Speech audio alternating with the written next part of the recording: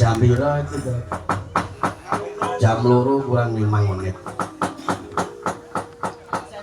Aku andang jam 2. Lekasi rondo wengi. Oh larak ngono. Ya ora apa-apa. Sing pokok iso minangani pamandane warga ing kul mau dene. Aja nganti gawe kuciwa, aja nganti gawe kuciwa. Ya sagadu-gaduke. Wong awak dhewe sak kanca ki nggone nyambut gawe sing perlu kritikan. Iya pancen bener. Isih kudu dibenah-benahi. Aja seneng dialem. Sing jeneng alam kuwi kurang bedhe dadi racun. Wis seneng dikritik karo sapa bae. Sing tundone bisa ndendeni apa sing dadi pakaryane awake dhewe. Lah iya. Ya karang iki isih ana kol maning sasi sura. Sing jeneng Sasi Sura kuwi tumrape wong Jawa. Sasi sing kanggo prihatin, kurang gugo, kurang ngombe, kurang anggone turu yen perlu betah mlaku. Lah iya. Sing dijaluk pancen ngono kuwi, awak iki wong Jawa. Aja nganti ninggal Jawane. Lah iya. Awake dhewe iki tedak turune wong Jawa. Leluhure awake dhewe iki wong Jawa. Dadi aja nganti ninggalke adat tradisi Jawa. Ngono. Ha iya. Nek Sasi Sura kuwi padha uri-uri adat tradisi, ana sing ketuprakan, ana sing wayangan. Budaya-budaya padha dimunculake. Mergo ngono mangsane awake dhewe iki dadi wong Jawa. Leluhure awake dhewe yai sing pinter tenan. Anggone padha ngripta marang suasana kuwi nganggo rasa ngono. Heeh. Pancen bener. Luwih-luwih sasi-sasi Sura ngene iki akeh sing padha nindakake marang prihatin. Lah iya. Ya ora beda karo sing rasu agama Islam. Ayo kudu kuat mlaku, kuat melek, kuat nyeleh to. Lah ya nek tumraping agama Islam apa kira-kira cocok-cocok. Kuat nyeleh ya sasi Ramadan kudu kuat poso, kudu kuat nyeleh. Kuat mlaku, mumpung sing kuat mlaku kudu mlaku salat berjamaah ana masjid. Kuat melek kudu kuat melek. Dikir tengah wengi. Lah iya. Aja kaya Bagong. Mendem. Enak iki. Enak ele iki ora. Boyo prihatin kok iki ora. Prihatin ndak sematas kuwi ora. Ini iki rapat ngelih kok kon prihatin. Do gelar tradisi ya terus. Do wayangan. Kanggo apa jenenge muji syukur kunjuk karo sing kuwasa. Aku ki nggawe sasi sapar ora tau nang omah. Apa? Sasi sapar ora tau nang omah. Piye terus? Kowe kuwi kok ayo. Rokokku kok lho. Waduh. Bagus sih. Biasane Vertigo kok. Vertigo ora. Leleng ora. Aku nulis saya sabar wis sibuk aku nek sasi-sasi ngono kuwi. Mula jenenge aku lagi ngaso capek. Kowe kuwi kok ayo kok ae juatane diring-diring apa kok. Iki arep pilih-pilih golek penong barang kok aku ki. Mesti wae. Aku nek ngawut ge aja cerak-cerakku rek kowe iki nek cerakku ndek pengaruh aku. Yakin kowe. Ngaruh apa? Aku ndek dhuwit, engko njur kowe ngaruhi aku supaya aku saling-salingan. Lha kowe wedok liyane ngomah ngono.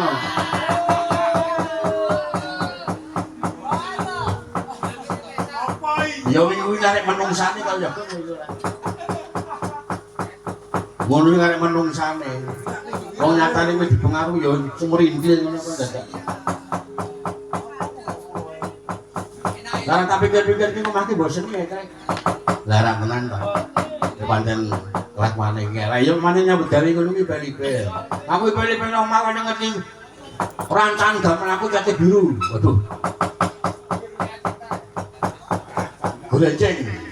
Kaya untune samidi. Ya untune samidi kuwi. Ya syukur. Aku ki melu seneng nek iki okene nyambut gawe ngono to. Wong dasare ya ngerti keluarga. Aning iki njupuk gamelan aku mbayar aku. Njupuk apa? Gak keman mesti ya. Iki tak adol malah rugi aku rek. Malah rugi malah butuh piye-piye ora. Ha nek kaya Bagong iki cetha. Ha nek kaya Aku lah kuwi. Ya Petro ngono. Ora pengen iki nang omahku pepayon gamelan. Pepayon rancaan. Karena jadi wong timpo kira kok dimeren kok yo nek. Heeh. Kopri gelang iso disinau iso. Kepinteran yo iso disinau iso. Nek kabejan iki disinau ora iso. Ora ono dimerekake kaya ngono kuwi. Petro wis ben ngono ben. Kok Petro iki koyo gamen iki gamen tembae kok. Kumpul-kumpul rapat, alasane. Tekan tundone. Tekan tundone yo ati do.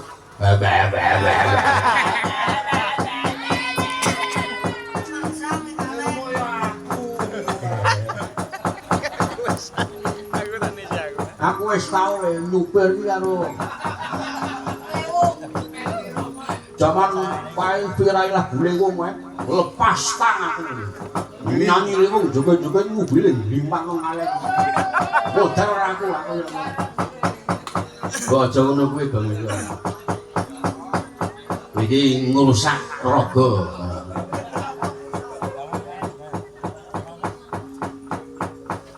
Ngatur aku ki ngapa iki urusakku kok ya. Cerewet wae. Kaya padha cacang liput. Mumpung sing wektu, jineman kandhek. Ayo yuk Pras yo. Jineman kandhek.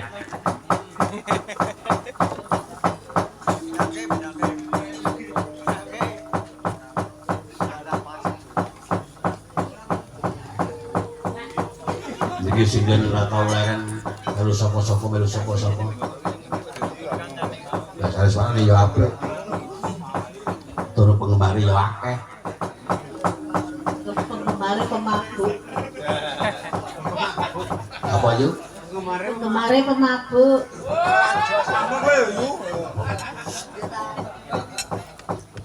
Ya kan nyawanku iki kaya Bidadari. Apa cinta? Saya kusul. kaya nyawang Luna Maya tadi. Supaya aku gak Kusno. Iki nek gemet iki to yo nyawang iki nyawang cenul. Tabung lho jane. Ana pinggul Mas.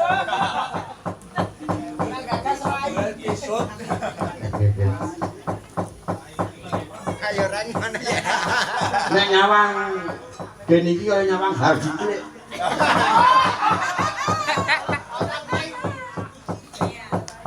Haji cilik.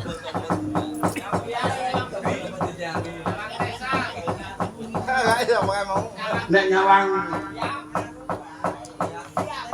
Boyaki yo nyawang desa.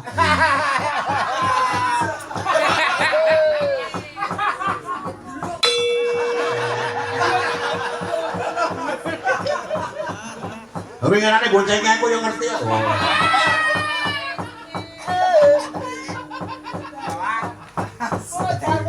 Bali Tri. Sapa-sapa digasuk, sapa-sapa digasuk. Arep jingkel yo digasuk. Sortina yo digasuk. Katon modal lawe. Nggih sing ana nyawane gasruk Pancen ra urus ya ora. Bojo mirang-mirangke. Pancen bengi tak bisa menangi kowe arep. Kapan ora saiki? Anasne padha. Wong asli ya padha ora iso kok padha-padha apa.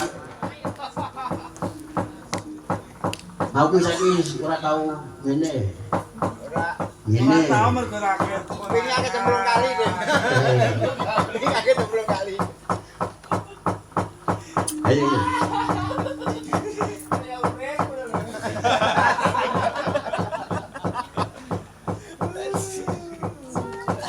Ayo yo.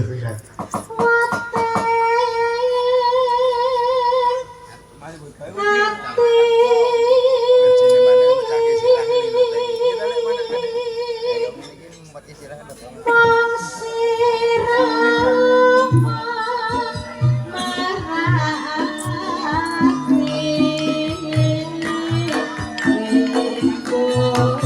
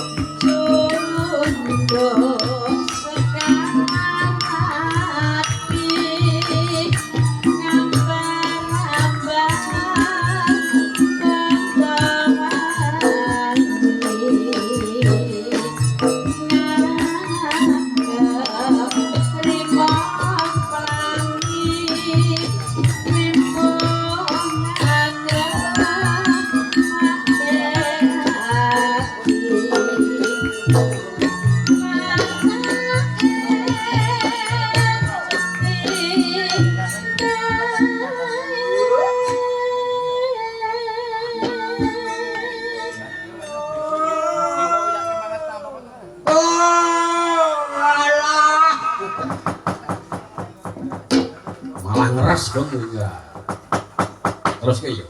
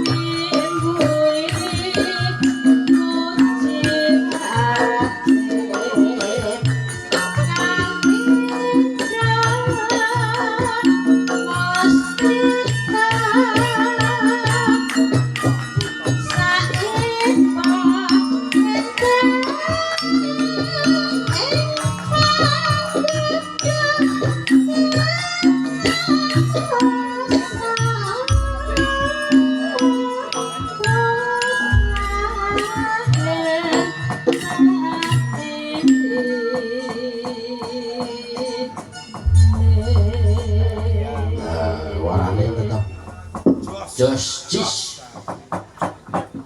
luar biasa. Biasa di luar. Biasa di luar lebih. Apa wis rondo klatu Yuswa suaranya saya wah jet. Seger tanah ngombe warna tanah mangan. Mergo krungu suara ngono kuwi. Ah iya, saking apike suarane. Yen jaman nome wah. Warane apik, tulya wayu. Muate pinggul kepencut ya.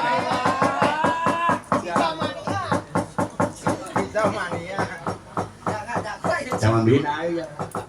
Apa Bu? Apa Le? Jaman nom-nomane biyen.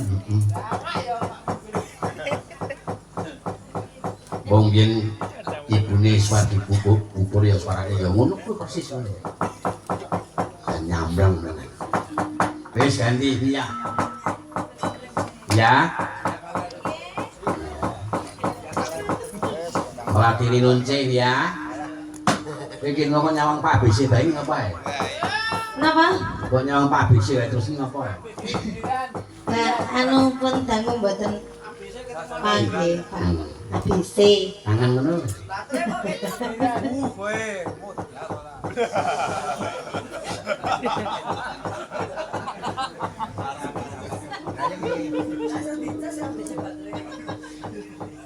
Ya nyawang ya ngono aja banget.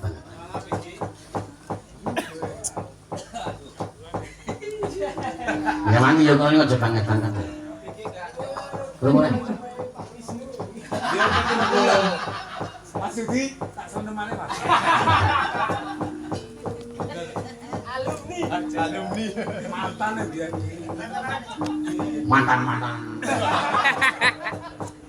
Wong nika kula mirip Tessa. Tessa napa Tesi? Tesa.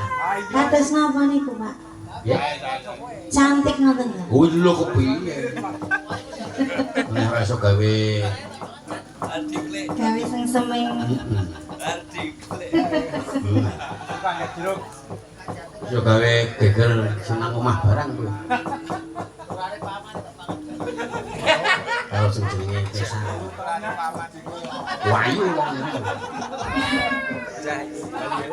Tapi tahu takon Tesa barang iki apa? Lah wau kula aturene mirip ngoten. Ayo kan. Ada kemiripan. Ada kemiripan. Mulane awet mungkin wis pancen nyawang iki wah kaya Tesa kae.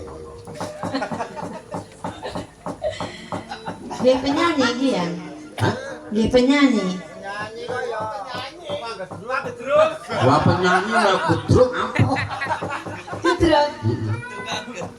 Kalau kita latihan lah, minjang lah. Wis nyanyi ya. Ngomong Latihan apa? Latihan geter. Nggih, gedrek niku wau. Niki kula piyambak to mboten berjuang. Iki dhewe dakwane dhewe. Ayo sa. Kuwi ganti jeneng desa apa? Mboten no. Engke kaya kados merek tisu. Non. Tosan dadi tumpakan. Lho nek kalau Pak, Yo. kon Ora apa-apa. njuk piye lho. Yo katon gelem tanggung jawab. Dosa iki tempat wong sewu ekel. Nggih. Malah pilih nje. Nggih, bismillah nggih Pak, niki radi kademen iki. Oh ya awane adem. Lah nggih. Kaya adem iki dadi dosa apa? Mboten ah. Streaming lagi. Streaming dong. Streaming dong. Ayo. Let the years make me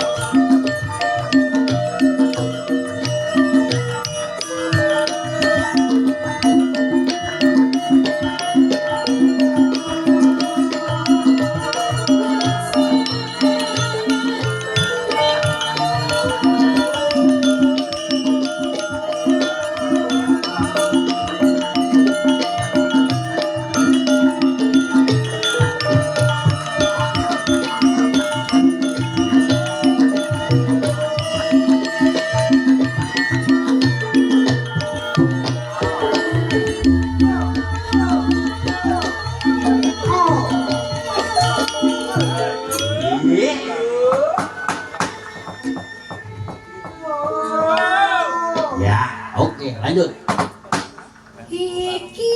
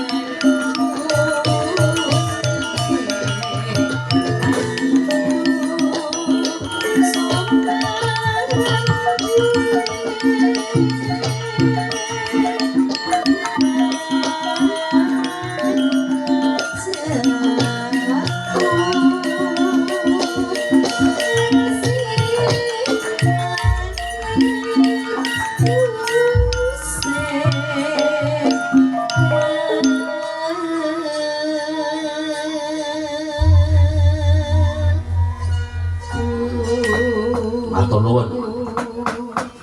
Malatine nun sih nggih. Wis diaturake karo Mbak Pia sing saka Patuk Gunung Kidul. Iki ditakoki karo netizen kok dereng dari Pak Wisnu nggih wong terus salah satu panitia sing ngersake ya mumpung dhek isra nyatane ya iso tekan kene lah ya ya ora apa-apa iki di live streaming to lho kepiye jelas Jogja live kurune sapa wae ayo ono Mas Nato ono Mas Kurniawan ono Mas Gunel Jayendo ora diuntu wae ayo lakon golek untu sapi apa untu sapi ini golek nanti ane pas besar kae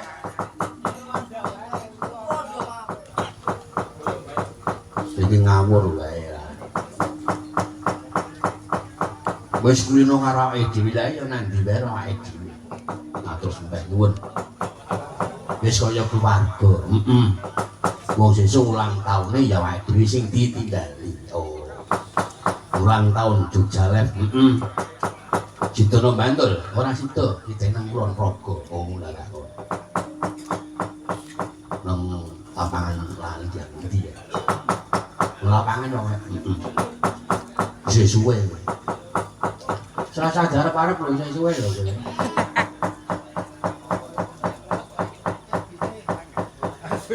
wis November alah wis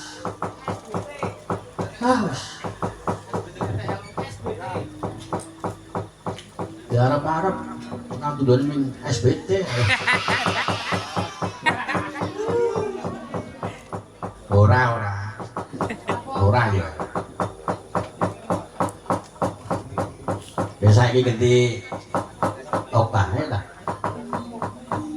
iki sih diperisani lumantar live streaming iki sing resani sih 259